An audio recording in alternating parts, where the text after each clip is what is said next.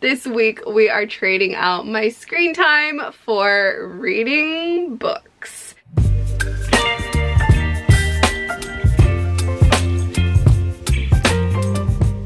Everyone, my name's Elise. Welcome back to my channel. Be sure to subscribe and join the fam. It's slowly growing.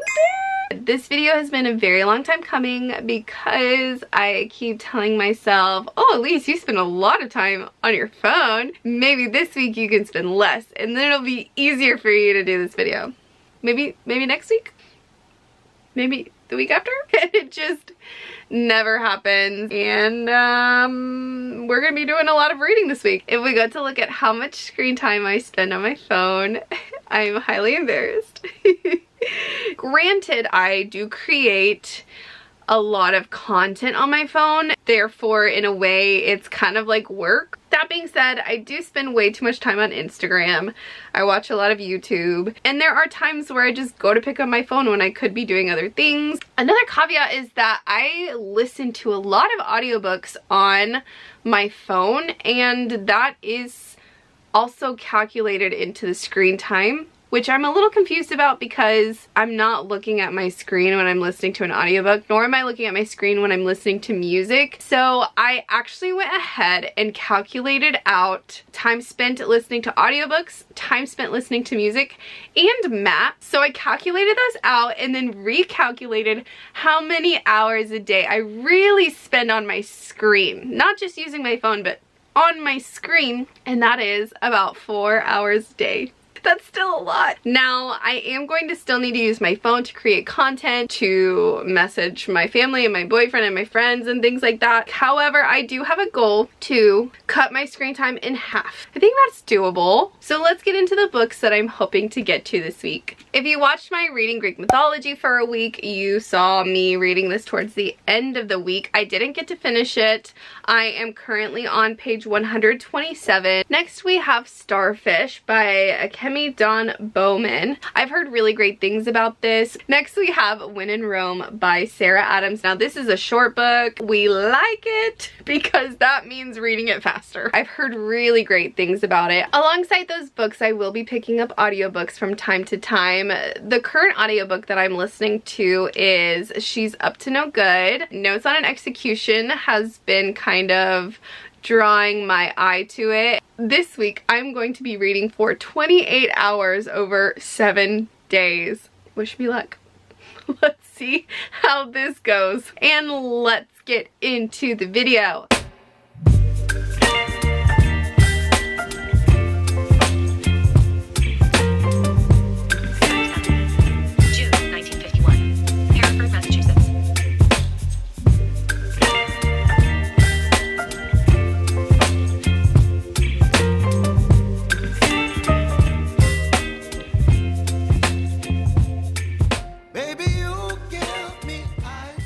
It's a lazy Sunday, just have a chill day today, so I cleaned and made my bed and all of these things while listening to She's Up to No Good. This tells the story of Jenna and Evelyn. Jenna is the granddaughter. She's in her 30s and she just got blindsided by a divorce. So she goes home to her childhood home, moves back in with her parents, and just kind of goes on this downward spiral. During the summer, her grandmother, Evelyn, decides she wants to go take a trip to her old home from her youth. So Jenna decides to go with her to where Evelyn grew up as a kid. That's when the dual timeline kicks in and we get to go back and see Evelyn in her youth, which is centered around this kind of forbidden love. Evelyn comes from a Jewish family right after World War II, and so they are very concerned with keeping the family Jewish. However, Evelyn falls in love with a Portuguese boy, Tony. It's telling the story from her point of view as the grandma is telling Jenna the story, if that makes sense. So Jenna's like, Grandma, where is this coming from? Why are you talking about this Tony guy? Because Tony is not her grandfather. Evelyn got married to another man, which is Jenna's grandfather, who passed away a few years ago. So Jenna's like, Grandma, where is this coming from? Why are you talking about this? Who is this Tony guy? Like, what is going on? Why are we going here? What are you doing? And so I feel the same way as Jenna. I am kind of lost. Plus also this Tony guy got married, had kids, and now his grandson is friends with Evelyn, Jenna's grandma, and it just seems like Evelyn, Jenna's grandma, is trying to get Jenna set up with Tony's grandchild. I'm a little uncomfy. I only have 2 hours and 50 minutes left out of the 10 hours and 52 minutes. So I think I'm just gonna stick with it and try and see. Maybe something will happen at the end and it'll just make it all worth it. Hey guys, one of my part-time jobs is that I clean a local library, the library that I literally gush about all the time. It usually takes me about 3 to 3.5 hours. So I am going to use the remaining time I have today and put that towards listening to an audiobook while I clean. Hey everyone, I just got home and ready for bed and wanted to give you guys an update. I did finish cleaning and I listened to audiobooks the whole time. I finished She's Up to No Good. I think towards the ending I liked it a little bit more because more of the things that the grandma Evelyn had been hiding started to reveal itself and I started to understand things more. There were just also some things that I didn't like personally, which is nothing on the author, it's just my personal preference. Some of the banter and dialogue was just awkward in my opinion. There were just moments that I just didn't understand why they were there. They didn't really move the plot forward. They didn't really show us anything quirky about the characters. They didn't create a cute moment for the characters or embarrassing or bonding or something that could give them an opportunity to have an inside joke. It was just kind of there. The whole novel fell a little flat for me. I finished that while I was cleaning and I still had like an hour or two left. I already had notes on an execution downloaded, so I went ahead and started that, and oh my gosh you guys, I am riveted. This is insane. I'm listening to it at 1.4 speed, so I managed to listen to 2.5 hours of it already. I feel like the synopsis doesn't do it justice to what I've heard so far. This book follows an inmate. Slowly it reveals the inmate's name,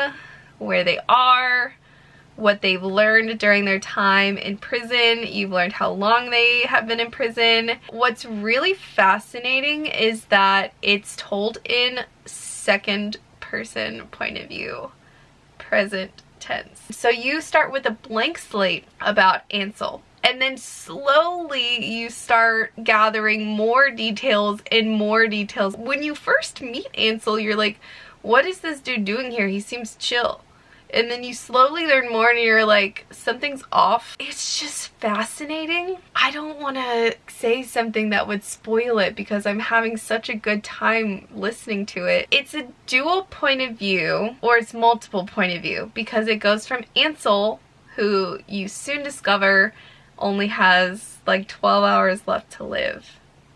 And then you go back in time to a woman who has had an impact on his life. So far, we've met his mother and we've met another young girl. This is so hard. I just feel like I'm not doing it justice, but it's so fascinating and the narrators are so good. I'm really enjoying it. Anyway, I'm gonna sleep. I'll see you guys tomorrow. Good night, everyone. I'm so annoyed at myself. I feel myself reaching for my phone to just mindlessly scroll before I go to bed, and I'm trying really hard not to. I have Elektra that I need to finish, so I think I'm just gonna read until I fall asleep so that I can avoid getting on my phone anymore.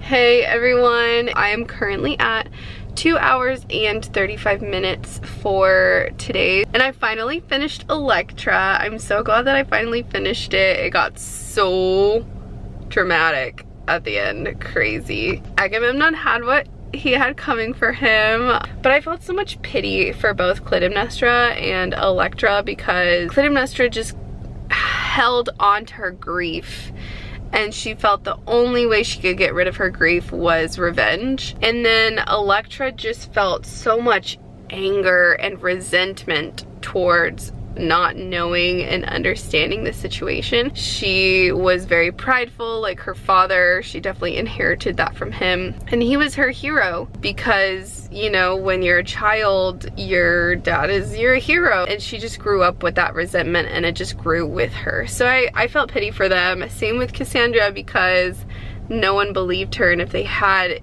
it could have saved a lot of suffering. The story was really well written and woven. I really enjoyed reading it. On to the next.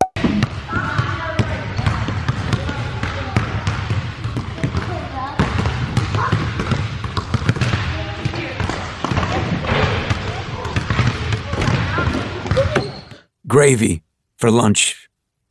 The soggy mass slides into your cell, a gelatinous lump atop a meager portion of turkey, accompanied by half a cup of... It's like 10:30 p.m. There was basketball practice, so during basketball practice, I listened to Notes on an Execution and crocheted at the same time.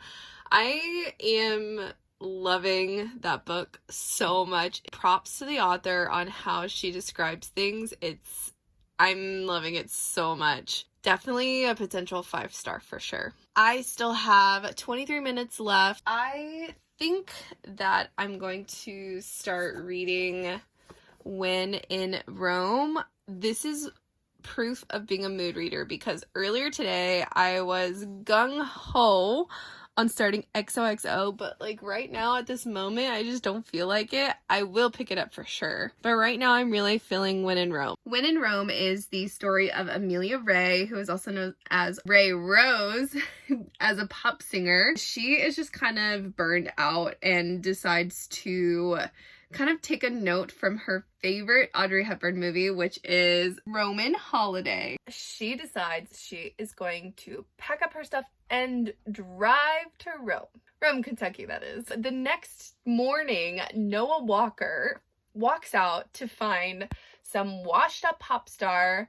with a broken down car in front of his yard. And he's like, what's going on? He wants nothing to do with her, but he does agree to let her stay as a guest in his home until she can fix her car. Noah kind of gets to know Amelia a little bit more, and he's seeing this kind of like goofy side of her, the side of her that the audience obviously does not get to see. Soon she will have to return to her glamorous life on tour, but until then, Noah will show Amelia all the charming small town experiences she's been missing. I also think Sarah Adams, don't quote me on this, but I think she is known for being a closed door or a clean romance. So she does not include spice in her books, which I know that some people in particular definitely appreciate. And I know that I can appreciate that every now and again.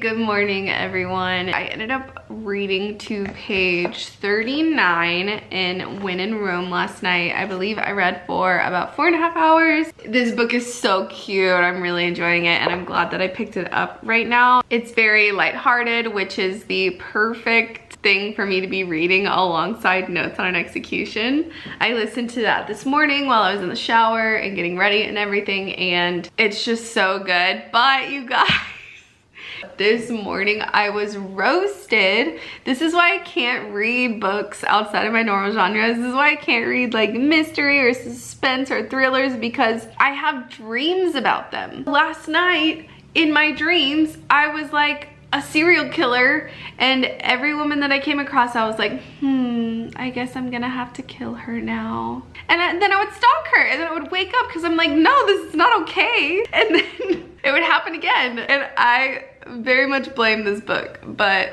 that's okay. I'm still very riveted. I know it's wrong. I'm not going to do that. It was just very jarring. And I think I woke up like 6 or 7 times last night to similar dreams as that. And I was just like, what is going on? So we're gonna focus on this book today. I have 3 hours until I need to go to work, so I'm going to do some writing and then some readings. I'll get back with y'all later.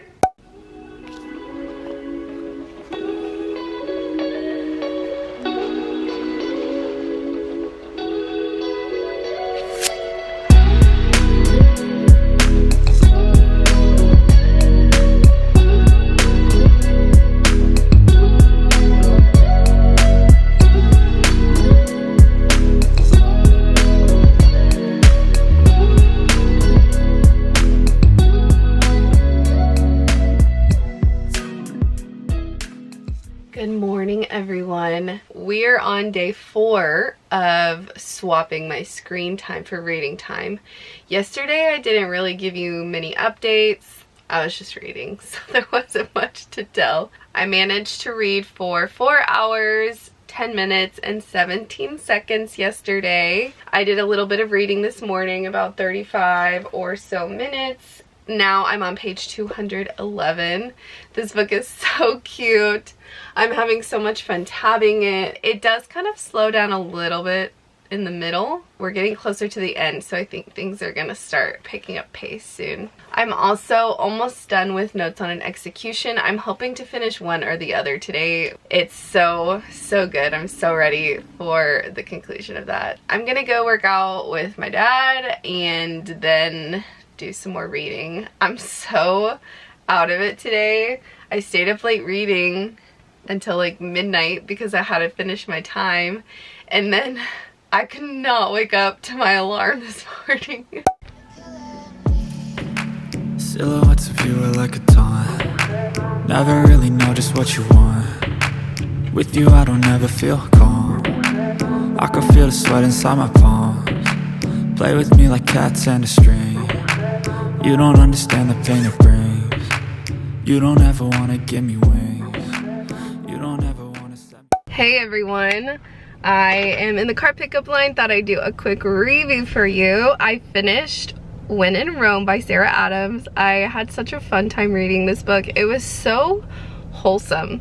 That's the best word I can use to describe it. It was just not super dramatic, but still funny, very lighthearted. It was kind of reminiscent of the book Part of Your World by Abby Jimenez. It was a good time. What I said earlier about it being a clean or like closed door romance stands true. It was a closed door romance. You knew what was gonna happen and then it like cut out, you know what I mean? It wasn't explicit or anything, but what makes me wonder is like there are still moments where she or he are like, oh, you know, like I want to place my hand here and like kiss her and get lost in her skin or whatever, you know? It's just like you know what it's leading up to. So I don't know, I guess it's still not explicit, and so that's why it's not considered spicy. But there were some moments where I was like,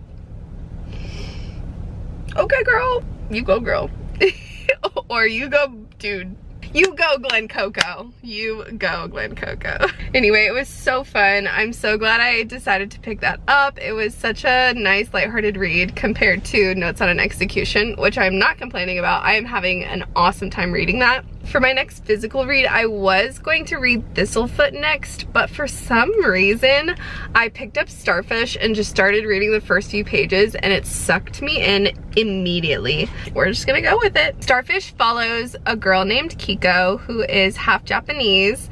She feels very ridiculed by her family. I believe she's a senior in high school maybe, and she is trying to get into a really esteemed art school, which does not go as planned. So when she finds out that she doesn't make it to this art school and that her abusive uncle is moving back in with her family, she's like, hell no, and she goes away for the summer with a friend who offered to let her stay with them, and they go on tour to art schools. So I think it's a story about getting away from those things that can drag us down and kind of blooming and blossoming. The image in my head is like a caterpillar crawling out of its chrysalis, so I guess a butterfly crawling out of its chrysalis and spreading its wings. That's what I imagine for this story. I'm really curious to see the title moment. Like, why is it called Starfish? Because the synopsis doesn't lead you towards Starfish or anything like that at all. So I'm interested to see the title moment of this book. By the way, I am 2 hours and 46 seconds into my 4 hours of reading today. Looks like the line's moving, so time to pick up the voice.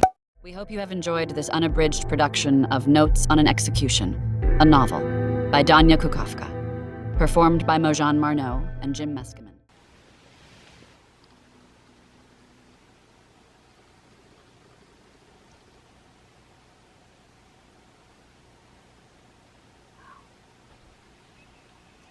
How do you encapsulate something that your brain has yet to wrap around?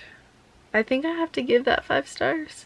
The way that Danya Kukafka wrote just awes me. She used and adapted and manipulated words and language in a way that you felt those sticky, sweet, confusing, awful moments and feelings for yourself as you were listening. It wasn't you listening or reading, it was an experience. This book is a visceral experience. She uses all of the 5 senses so seamlessly in all of her scenes, and you feel it. It's not even just imagining it, you feel it. I loved that it wasn't black and white. I get really frustrated when things are black and white because that's just not the reality of the lives that we live. Life is so far from black and white. As a human, we can see the good and the bad in a situation, in a person, in a thing. And sometimes we don't want to, but she captured those feelings and those thoughts of this is a bad thing, but look at the other side of it. I'm getting so way into this, it's too late for me. I'm probably gonna have such strange dreams. So glad I finished this book. Wow. Wow.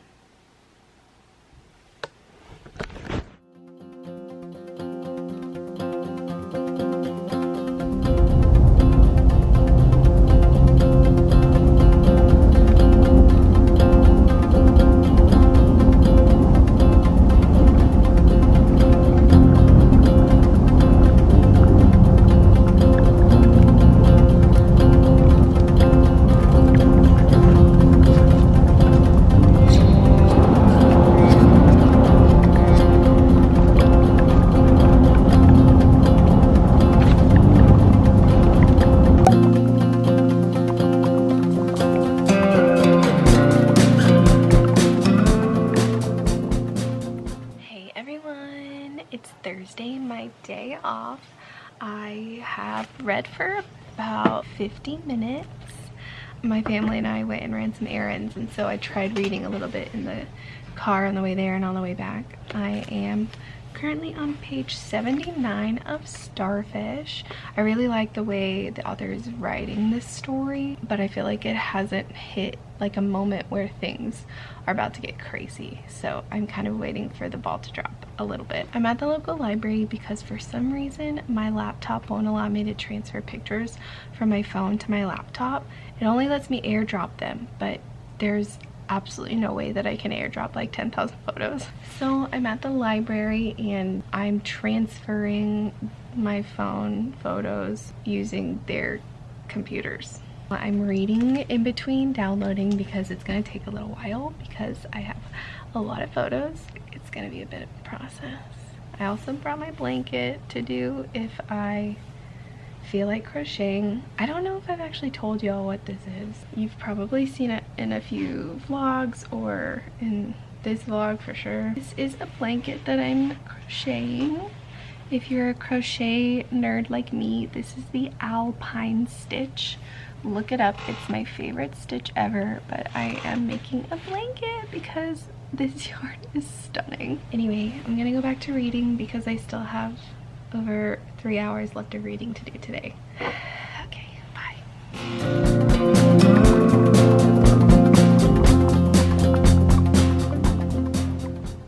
This is taking forever.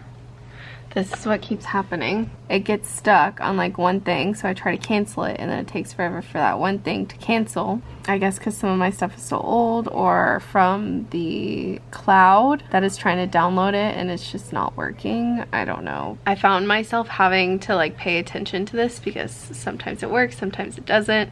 So now I'm listening to an audiobook called Misadventure. It's about this woman who becomes a geologist, apparently a nationally known geologist, and she works with volcanoes and glaciers and things like that. Thought it would be kind of a fun variation from what I normally read or listen to.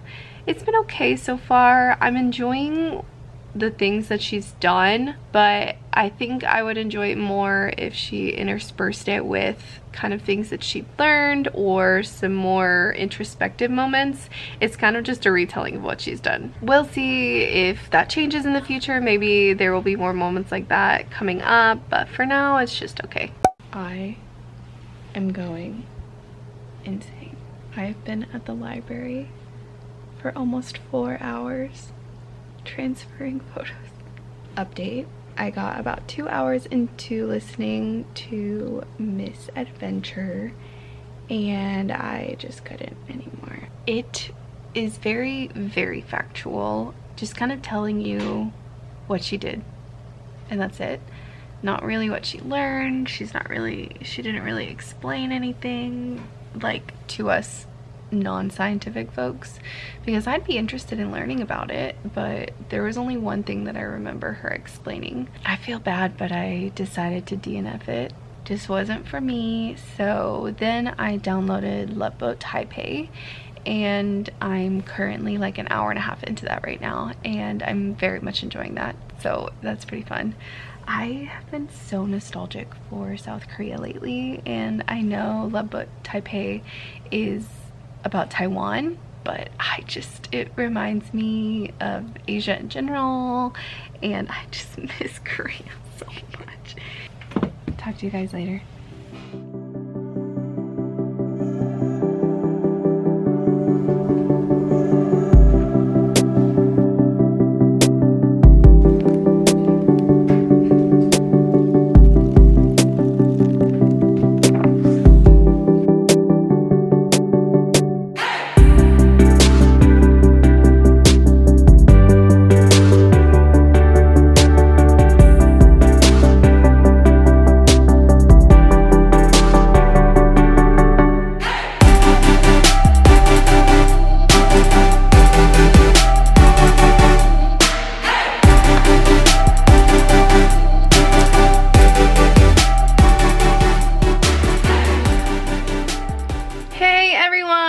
I just wanted to hop on here and say, yay, I finished the challenge.